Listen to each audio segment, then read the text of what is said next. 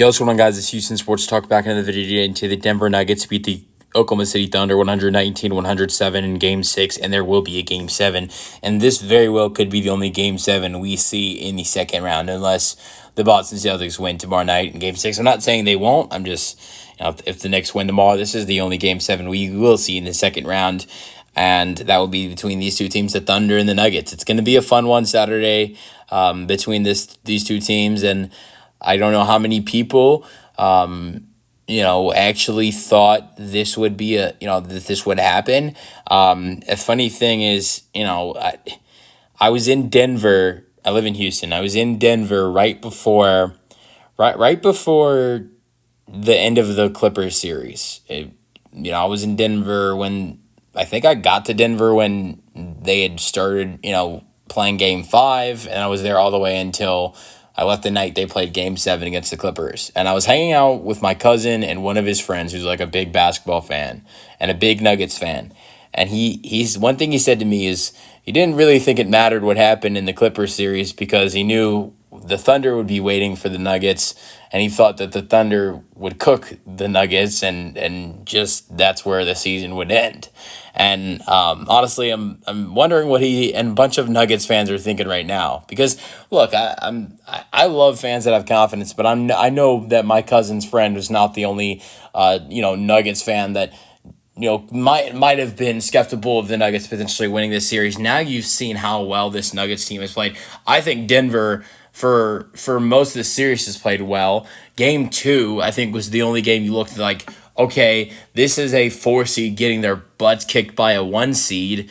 And you look at the rest of the series, and I think you can look at the Game 5 collapse, the Game 4 collapse. Those two games, really bad. But the Thunder, to me, are a really better team. It's going to happen like that. And especially the Nuggets are going to shoot bad from the floor like they did the other night and Game 4. And so, but I think the fact that they've taken this Thunder team to Game 7, it's really impressive. And honestly, I don't know how many other teams in the Western Conference would have been able to do this. I look at the Golden State Warriors, what their chances would have been if they got to go up against this Thunder team if they were to take out Minnesota and the Thunder won this series. I don't think it's very good. I think if the Thunder win this Game 7, I don't like Minnesota's chances against this Thunder team. I look at all the teams that have lost prior to this. I'm a Rockets fan. I look at my Rockets and would think, okay, yeah, they would get cooked by this Thunder team.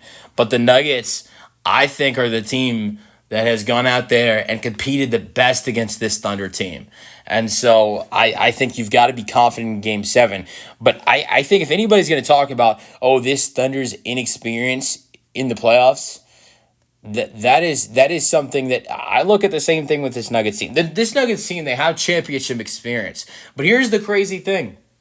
Most of the guys, there is not a guy on this roster that has played a Game 7 on the road.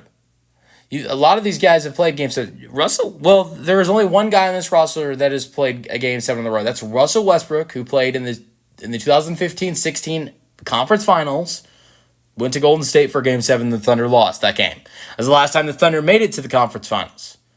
And so that is the only player on this roster that has been playing, at least has been playing in the rotation, that has played a Game 7 on the road. You look at the 8 guys that played tonight: Aaron Gordon, Michael Porter Jr., Nikola Jokić, Jamal Murray, Christian Brown, Peyton Watson, Julian Strawther. Russell Westbrook has played 5 Game 7s in his career. Only one of those is on the road. So they do not have a lot of experience playing on the road in Game 7s. Statistically, technically, if you want to look at it, they have played like the guys that were on the 2019-20 team played, road game. They're not really road games. They were in the bubble at Disney against the Jazz and the Clippers. They were called road games, but it wasn't actually in Los Angeles or in Utah. That doesn't count as a road Game 7. I'm not going to go ahead and tell you guys that their 3-1 comebacks don't count, but calling that a road Game 7 game you do not call that a road Game 7. I just call that a normal Game 7.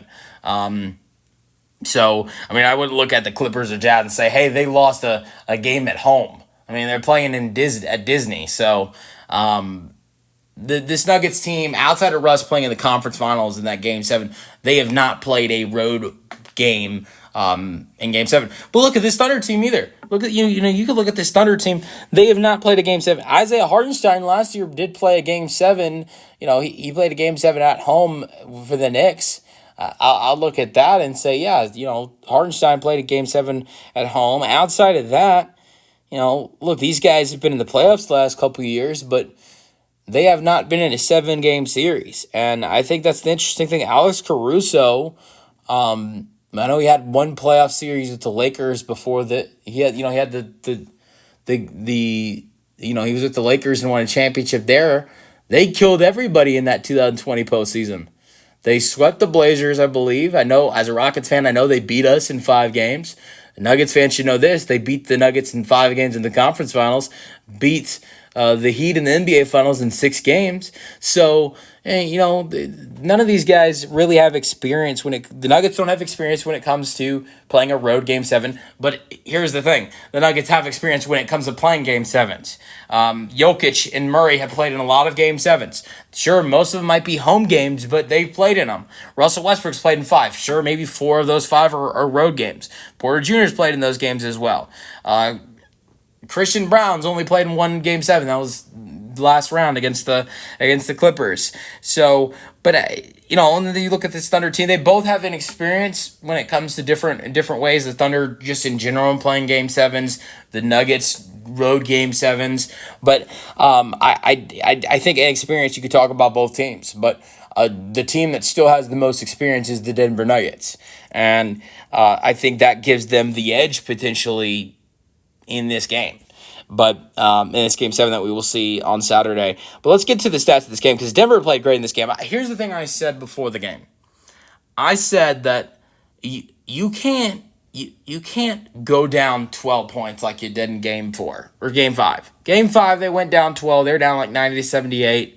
They came back. That was at home. It's easier to come back down 12 points when you're at home compared to being on the road. And I said if you were to see OKC get down 12 points again in this game tonight, they're not gonna come back. And they were down by more than 12 at one point. I mean, it was like 16, I think, was Denver's largest lead. And OKC tried to come back. They got it to, I think, 7, and they tried. They got Denver to have like 3 or 4 straight turnovers. They showed how good they are defensively, and but they just couldn't do it. And you look at some things that were very unfortunate for them in this game. Hartenstein got in foul trouble in the first half. He only played 25 minutes. Shai Gilgeous-Alexander got in foul trouble in the first half, having 4 personal fouls in the second half. In the first half. Did not get 1 in the second half. Played 35 minutes, still scored 32 points. He would have played more if he didn't have foul trouble. I think he probably would have played 41 minutes in this game tonight. If he didn't have the foul trouble, that definitely plays a factor into this game tonight. But honestly, just being honest, I don't think this game would have been closer to me, yes, but it doesn't change the outcome of this game. The Thunder shot 27% from 3, shot 46% from the floor, and if you remove Shai's 11 for 16, it's near. It's not. I don't even think it's 40% from the floor for this Thunder team tonight if you remove Shai Gilgeous-Alexander's shooting. And so, but Chet was great with 19 and 11. I think he was really the only guy outside of Shai that really did some good things off scoring wise for this Thunder team tonight. Outside of Shai, he was good. Outside of that, I think that Alex Caruso looked good. I think with 10 points, but he didn't shoot the ball a lot. 4 for 9. Had 2 steals. Kesson Wallace had 10 points, 4 rebounds, 3 steals. But yeah, I think you see in this game tonight, you see the role, and this, people say this all the time, role players play better at home, and that's going to be something that's going to be interesting in Game 7. Isaiah Hartenstein, did not play fantastic tonight. You look at Lou Dort. I look at so many other role players in this Thunder team. Role players play better in at home. So I think that should be interesting to see in the next game. Look at Aaron Wiggins, who's been fantastic the last couple games. I'd like to see, and he was terrible tonight. I'd like to see what he might be able to do. At home. where role players are more confident. But yeah, so I want to get to the Nuggets real quick because they played great tonight. Jamal Murray was sick, played 42 minutes. This guy went to sleep sick, woke up feeling worse, and still played in this game tonight and still had 25 points, 8 rebounds, 7 assists. You got to take your hat off. Had the best plus minus on the team at plus 28. So. But at the same time, there were only 2 players of 8 players that played for the Nuggets tonight that were negative in the plus minus.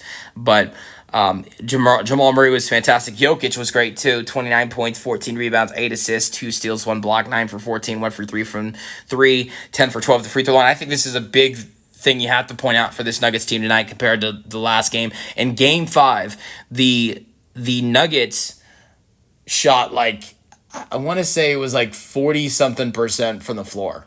It was I want to say it might have been 44-43% from the floor they shot. But if you removed Nikola Jokic's field goal attempts, if you removed all of Jokic's shots and you just looked at what the team shot percentage-wise without Jokić, it was under 32%. It was 31.9%. And I think this is a big this shows you how much of this was a factor in this game for the Nuggets to win it. This game tonight, without Nikola Jokić, the Nuggets shot 43% from the floor. That went up by almost 12%, or 11%. But so. That was incredible for this Nuggets team tonight. And Aaron Gordon wasn't very good. I think that's what's scary. Aaron Gordon wasn't very good tonight, and they still won and beat their butts. He only had 5 points. He did have 7 rebounds and 7 assists. Shot 2 for 7.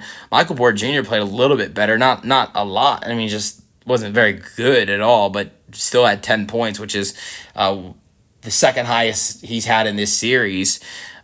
But I went over Jokić. I went over Murray. Christian Brown was fantastic as well. 23 points, 11 rebounds, 5 assists. I still don't understand how people still think this guy's name is Braun, and when it's Brown. 8 for 14. We learned this during the NBA Finals, but I hear Kendrick Perkins on TV calling him Christian Braun, and it makes me think, did you watch the game? Or are you just coming on SportsCenter not watching the game? Because the announcers call him Brown.